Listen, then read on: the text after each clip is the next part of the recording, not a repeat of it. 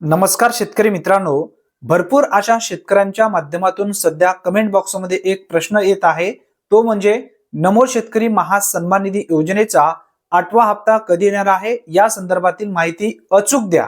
आता व्यवस्थित समजून घ्या, हा जर व्हिडिओ तुम्ही पूर्ण पाहिलात तर नमो शेतकरी महासन्मान निधी योजनेचा हप्ता कधी येऊ शकतो, याचबरोबर काय अपडेट आहे या संदर्भातील माहिती व्यवस्थित आपण समजून घेणार आहोत। त्यासाठी नक्की हा व्हिडिओ शेवटपर्यंत पहा।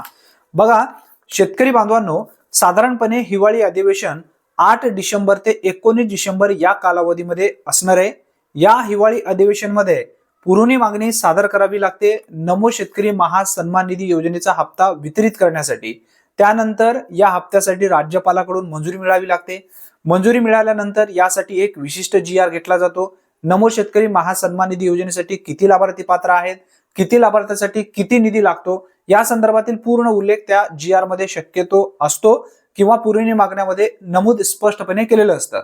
त्यानंतर राज्य सरकारकडून GR घेतल्याच्या नंतर साधारणपणे हा हप्ता 20 डिसेंबरच्या पूर्वी कधीही वाटप केला जाऊ शकतो। आता यासाठी पुरवणी मागण्या कधी सादर केली जातील, 10 डिसेंबर ते 12 डिसेंबरच्या कालावधीमध्ये किंवा 8 डिसेंबर ते 12 डिसेंबरच्या कालावधीमध्ये सुद्धा कधीही या संदर्भात राज्यपालाकडून परवानगी घेतली जाते आणि त्यानंतर हा हप्ता वितरित करण्यासाठी एक GR घेतला जातो।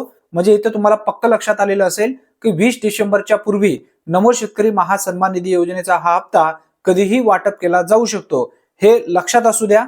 भरपूर अशा चॅनलच्या माध्यमातून व्हिडिओ येत आहेत, आज पैसे येणार आहेत, उद्या पैसे येणार आहेत, हे सर्व चुकीचं आहे।